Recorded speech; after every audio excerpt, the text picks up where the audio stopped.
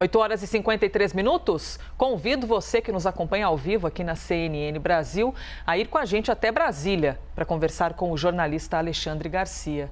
Alexandre, bom dia para você, boa terça. Sejam, pois, bem-vindos a Brasília. Bom dia, Elisa. Vamos lá então para o nosso primeiro assunto e diz respeito a Augusto Aras, Alexandre, porque hoje é dia de sabatina com o PGR. O Procurador-Geral da República vai ser sabatinado daqui a pouco, viu? Às 10 horas da manhã. Você vai acompanhar tudo isso com a gente aqui na CNN Brasil. Essa sabatina vai ser feita por senadores na CCJ, a Comissão de Constituição e Justiça. A estimativa, assim, o pensamento de maneira geral é que essa recondução de Aras ao cargo ocorra de maneira tranquila no Senado, até porque os senadores que acusam Aras de não cumprir a sua missão são minoria neste dia no Senado. O ministro do STF, Dias Toffoli, negou uma liminar de subprocuradores contra Augusto Aras. O PGR era acusado de interferir para retardar uma investigação contra ele mesmo. Alexandre Garcia, qual a sua opinião, então, sobre essa possível e talvez tranquila recondução de Aras à PGR? Bom, tudo indica que, terminando o atual mandato dele de 2 anos, na segunda quinzena de setembro, ele será reconduzido como propôs o presidente da República. A minoria, como sempre acontece, aliás, o ministro Luiz Fux, na sua posse na presidência, identificou isso, né? A minoria, quando não tem força no plenário, recorre ao Supremo. Só que não adiantou, né? 2 senadores da CPI, certamente acostumados com o estilo da CPI, né, que mesmo sem indício acusam, né, mandaram acusações suspeitas sobre a conduta de Aras, enquadrando em prevaricação. Caiu nas mãos de Alexandre de Moraes, que jogou para o arquivo dizendo que não há indício mínimo de ilicitude que justifique uma investigação. E deu um recadinho para os senadores: olha, procurem o plenário do Senado, né? Porque está escrito na Constituição que o Senado, que julga o presidente da República, que julga ministros do Supremo, julga também o procurador-geral. E Toffoli fez a mesma coisa com o que parece que é um rumor interno naqueles prédios maravilhosos, aqueles 2 cilindros todos, uma periferia de vidro brilhante, né? Ali no setor de Palácios da Justiça de Brasília, todos pagos com o dinheiro dos nossos impostos, né? Parece que tinha um rumor lá dentro, acabou nas mãos de Toffoli, e Toffoli disse a mesma coisa: olha, não há indício de ilicitude, portanto, vai para o arquivo. Então, lá na Comissão de Constituição e Justiça, vão sabatiná-lo, porque é o ritual exigido pela Constituição. O relator do caso, o senador Eduardo Braga, que todos conhecem pela CPI, ex-governador de Amazonas, já deu parecer que ele está apto a ser reconduzido, senador MDB. E parece que vai ter maioria tranquila na comissão, e todo mundo calcula que no plenário também, né? Seriam necessários metade mais 1 dos votos, mas parece que vai passar disso. Então, a recondução de Aras hoje é tida como com alta probabilidade de ser aprovada. Elisa? 8h56. Próximo assunto aqui que a gente traz para vocês é passaporte da vacina. Nós já falamos outras vezes sobre esse assunto, já ouvimos opiniões aqui, mas o fato é que a novidade agora é que a Prefeitura de São Paulo anunciou que vai, de fato, exigir um passaporte que comprove que a vacinação está em dia, para que uma pessoa possa entrar no ambiente, por exemplo, como de um evento. O prefeito Ricardo Nunes havia dito que o documento também seria obrigatório para bares, restaurantes, mas o prefeito voltou atrás e disse que para esses estabelecimentos, exigir ou não o passaporte vai ser um ato facultativo, que fica a critério do próprio estabelecimento. Vamos ver. Vai ser elaborado o protocolo, né, como é que vai ser aceito, e os estabelecimentos de eventos que tiverem pessoas sem vacinar serão multados pela Prefeitura de São Paulo ou estabelecimento. Por isso nós vamos dar uma condição para que o estabelecimento possa verificar se a pessoa que vai adentrar o seu estabelecimento ela está vacinada ou não, que é o justo. mas não vai ser barata. Também foi dada a explicação de como exatamente ocorreria essa verificação. Então, o cliente pode mostrar se está com a vacina em dia por meio de uma plataforma. A Secretaria vai lançar uma plataforma, a Secretaria da Prefeitura de São Paulo, e por meio desse portal vão haver algumas informações e, entre elas, a campanha de vacinação de moradores da capital. Mas o que eu quero lhe perguntar, Alexandre Garcia, é se você concorda com o passaporte da vacina neste momento de pandemia. Você é a favor ou contra o documento? Bom, eu não sou paulistano, né? Então eu não sei como funciona aí a divisa, até onde vai a jurisdição da Prefeitura de São Paulo, do município de São Paulo e dos municípios limítrofes, que formam o mesmo conglomerado urbano, né?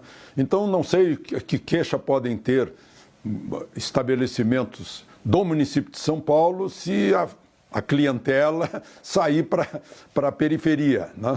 Para fora do município. Não sei se isso funcionaria. Outra coisa, na Europa houve muitos protestos, né? Mais uma coisinha, o Código Civil fala aí no artigo 15 de que ninguém seria obrigado, né, nesse caso. Mas é uma medida que, a rigor, é uma medida que faz sentido, né? Agora, o que eu levantaria é a questão prática.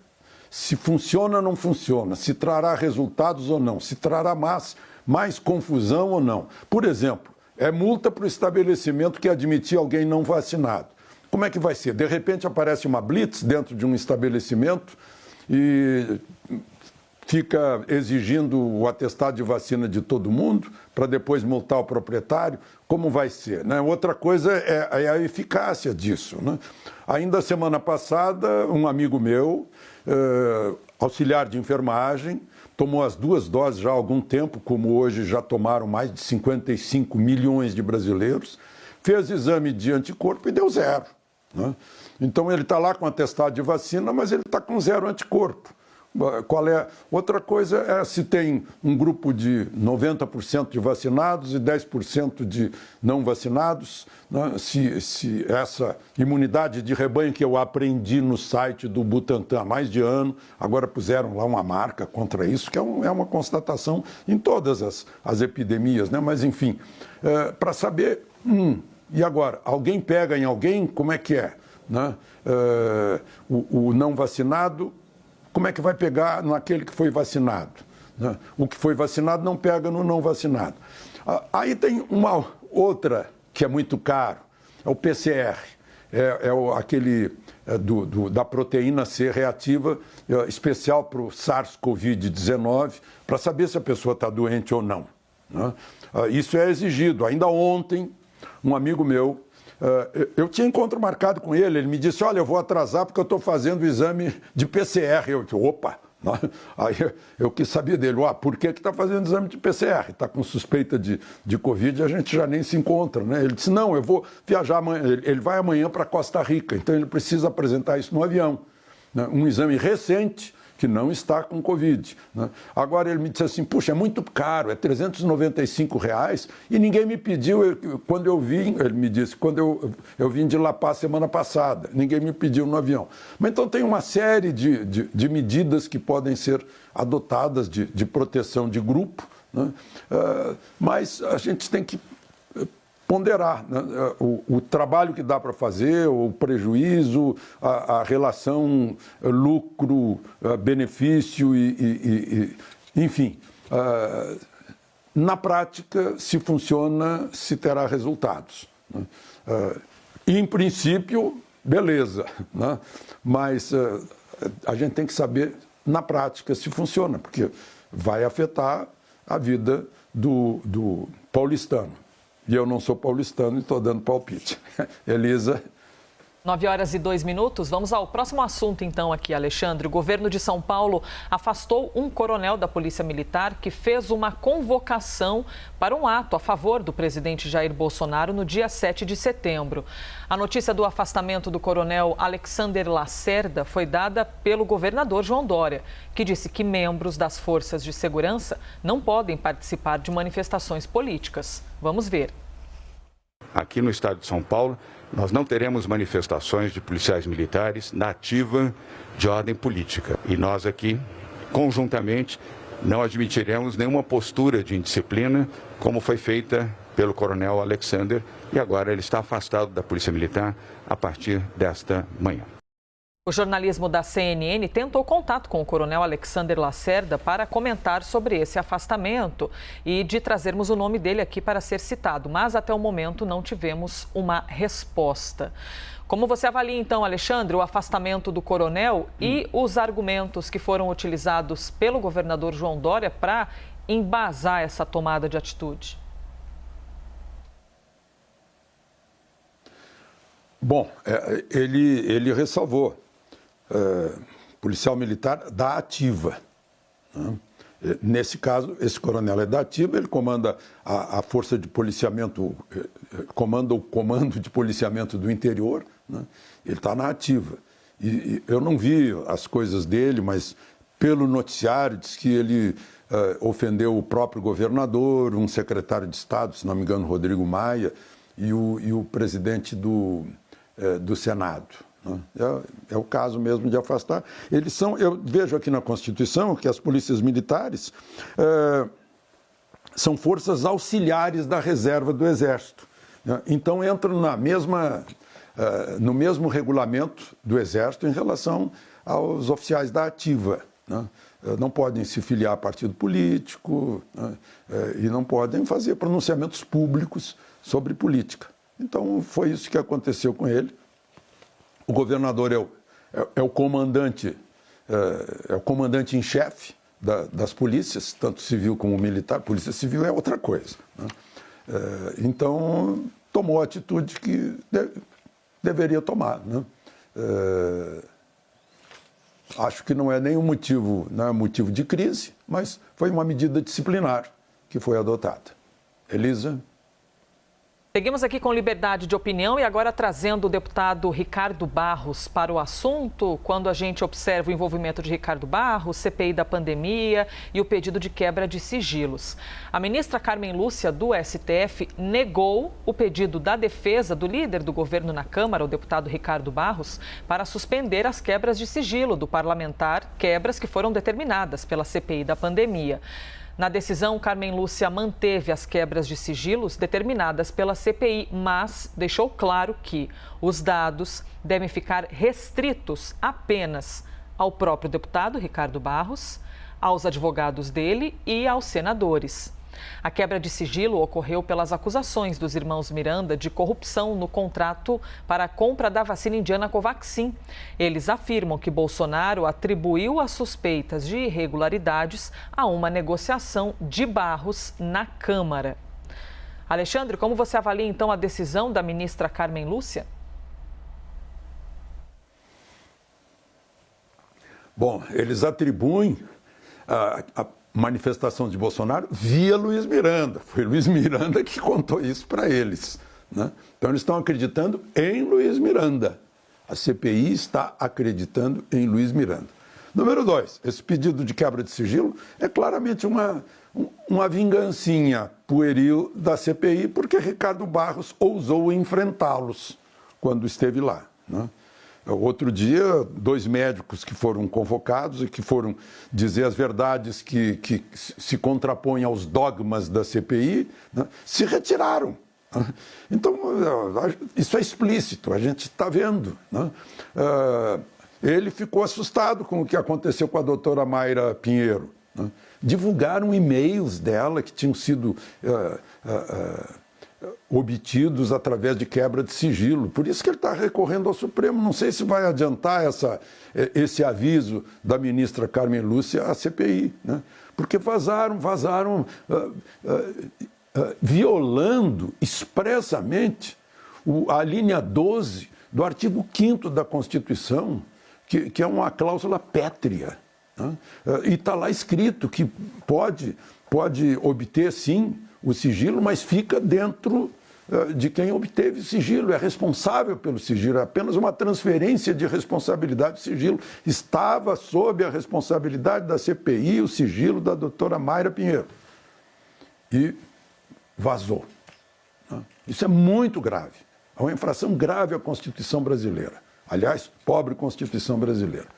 Então, estão quebrando sigilo por uma vingança, como quebraram o sigilo por divergência de opinião, por crime de opinião. Do Flávio Gordon, por exemplo, que está um artigo dele na Gazeta do Povo explicando as coisas. Nunca recebeu um tostão de governo federal e entrou lá porque diverge da CPI, por divergência, né?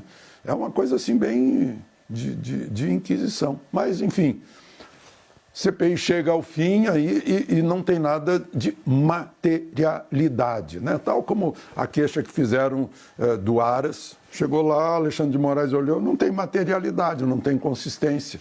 Então esse é o desespero. Mas, enfim, vai continuar. Elisa? E essa quebra de sigilos autorizada, Alexandre, na sua opinião, a investigação da CPI da pandemia pode acabar ganhando novas ferramentas? Bom, evidentemente ganharia novas ferramentas, mas isso pode determinar um novo rumo para a investigação, uma mudança de rota? Novo rumo. É isso que a CPI está precisando. É disso que está precisando, que está tentando achar. Porque, por enquanto, são os velhos rumores. E ela vem atrás de novo rumo, para que haja alguma materialidade, né? Então, quebra-se o sigilo, vai se saber da vida da pessoa, que não tem nada a ver com a Covid, não tem nada a ver com a pandemia. A CPI, é bom lembrar, está escrito lá, o objetivo da CPI tem que ter objetivo obrigatório, né? É investigar questões que aconteceram durante a pandemia, não antes da pandemia, né? Como está acontecendo aí em quebra de sigilo, né? Tem quebra de sigilo de 2016, não tem nada a ver com pandemia, né? Então, é atrás de novo rumo, porque os velhos rumores não têm dado materialidade, consistência para o relatório final, que a gente já sabe mais ou menos como vai ser. Elisa? Alexandre, obrigada por mais um dia. Boa terça-feira. Nos vemos amanhã. Aproveitem o dia. Obrigado.